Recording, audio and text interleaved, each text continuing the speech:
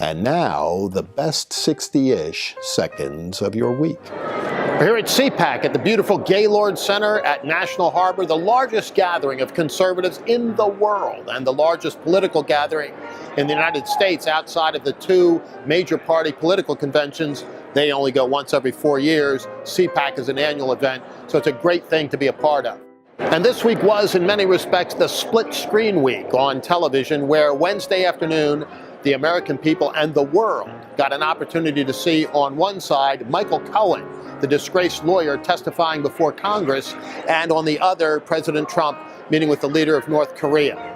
Now, you know, it's very interesting that the Democratic majority in Congress chose to call as their first witness under their majority a convicted felon and somebody who has already admittedly lied to the Congress of the United States. I'm pretty sure that if you look up sleazy in the dictionary, Michael Cohen's picture is pretty close by. But when it was all said and done, what had we learned? What was new? I think Elijah Cummings, the chairman of the committee, Democrat, summed things up pretty well.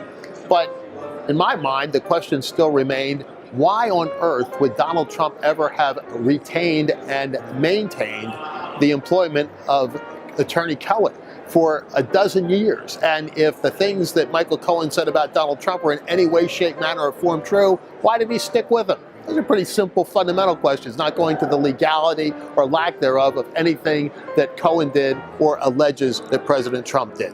But on the more important side, President Trump again had the opportunity to meet with the leader of North Korea, the first American president so to do. And although there wasn't a deal struck, that's probably a good thing. It looks like the opportunity to, quote unquote, end the Korean War, which still technically is going on after more than 6 decades, would give Kim the opportunity to go back to his generals and military leaders and say it's time for denuclearization.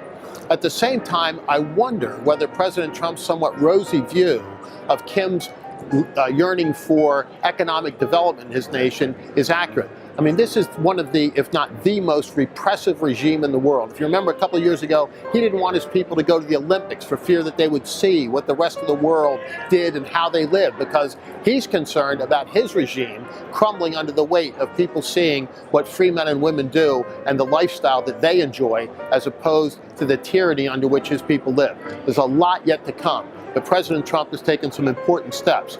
I'm just fundamentally reminded constantly of Ronald Reagan's famous words, trust but verify. And in the case of North Korea, which has violated agreement after agreement, it's going to be trust but verify and verify again and again and again. So from here at CPAC, where it's been my pleasure today to sit on stage with Secretary of Energy Rick Perry and with Secretary of Transportation Elaine Chao, and I'll have another opportunity tomorrow to speak here at CPAC. It's been great. Hope you get a chance to come down and enjoy the largest gathering of conservatives in the world. But for now, that is the best 60-ish seconds of your week.